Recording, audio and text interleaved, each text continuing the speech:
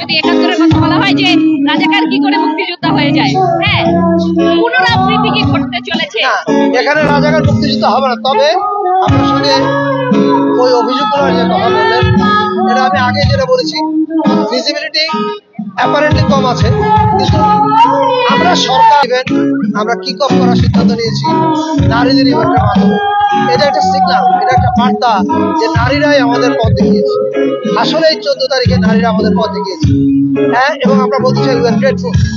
আমরা কি এক বছরে সেই নারীদেরকে যেই মায়ের চাদরে নিরাপত্তা দেওয়ার সেটি কি নিশ্চিত করতে পারছি? কারণ প্রতি মাসেই কিন্তু যেই রিপোর্টগুলো বের হয় নারীর প্রতি সহিংসতা নির্যাতনের, এটা কিন্তু ক্রমেই অন্যান্য বেড়ে যাচ্ছে কিংবা সমান পরিমাণ থাকছে। খুব বেড়ে গেছে, শার্প রাইজ এটা হয়তো বলা যাবে না, কিন্তু আমি একটু অন্যদিকে দেখাই। আমাদের পুলিশ প্রায় 20 দিন ডিসফাংশনাল ছিল, এটাকে তৈরি করা অনেক সময় লাগছে, এখন মোটামুটি ফাংশনাল। ফলে আমি খুব নিরাশ হতে চাই। পৃথিবীর অন্য দেশে এত বড় অভ্যুত্থান যখন হওয়ার পরে কিন্তু বিশৃঙ্খলা আরো বেশি থাকে। আমি সেই জায়গায় মনে করি বাংলাদেশের মানুষ অনেক দায়িত্বের পরিচয় দিয়েছে। মন্দিরের ঘটনার সময় দেখেন সবাই গিয়ে পাহারা দিয়েছে, নিজেদের মহল্লা নিজেরা পাহারা দিয়েছে। আমি আশার দিক দেখতে চাই, আমি আশাবাদী। আরেকটা প্রশ্ন আমার একটু আগে একজন নারী বললো যে জুলাই হয়নি, গত বছরের জুলাই যেমন ভয়ের মধ্যে ছিল, এখনো তারা একই রকম সরকার এবং এই প্রশ্নের উত্তর এই মাত্র দিচ্ছি, এই মাত্র দিলাম এই প্রশ্ন থেকে তারা মুচকে দেয়, ঘাড় মটকে দেয়, এবং এর মধ্য দিয়ে আমরা মনে করি যে আন্দোলনে তারা একটা নতুন দিশা দেয়।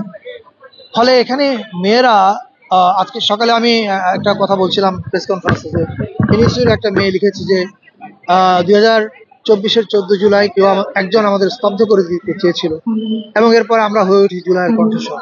আসলে ওই দিন হল ভেঙে বেরিয়ে আসার মধ্য দিয়ে মেয়েরা জুলাইয়ের কণ্ঠস্বর হয়ে ওঠে, এবং যে কারণে আমরা জুলাইয়ের ফিজিক্যাল ইভেন্ট কিক অফ করছি জুলাই 19। ফলে এটা আমার মনে হয় সরকারের এবং দেশের মানুষের মনোভাব এখানে পরিষ্কার। আমার ফেসবুকে যারা আমাকে রেগুলার ফলো করে তারা জানে কোনো আন্দোলন হলে আমি সেটার সাথে থাকি। এটার ক্ষেত্রে যেই পরিমাণ অত্যাচার তারা করছিল, আমরা বুঝে নিয়েছিলাম যে এটা হচ্ছে মেক অর ব্রেক, হয় এবার আমাদের এর হাত থেকে মুক্তি পেতে হবে, নতুবা আমাদের আর রাস্তা নাই।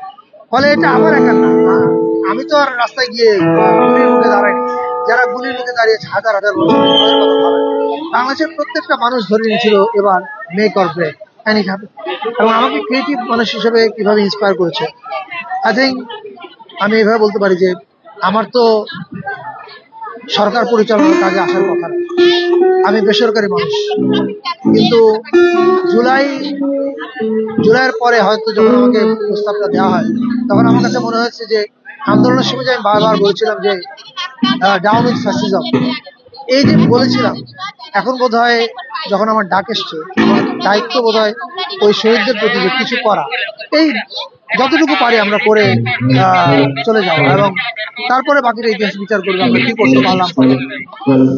আমরা আপাতত আপনি খেয়াল করে দেখতে পাবেন আমরা কয়েকটা মেজর কাজ করছি। একটা হচ্ছে ইনক্লুসিভ বাংলাদেশ কালচারালি, আর একটা হচ্ছে জুলাই ন্যারেটিভ। এই দুইটা এখন আমাদের মেজর ম্যাক্রো স্কেলের কাজ। মাইক্রো স্কেলে আমরা ঢুকতে পারিনি, কারণ মাইক্রো স্কেলে ঢোকার মতো সময় আমাদের হাতে আছে বলে আমার মনে হয় না। Thank you.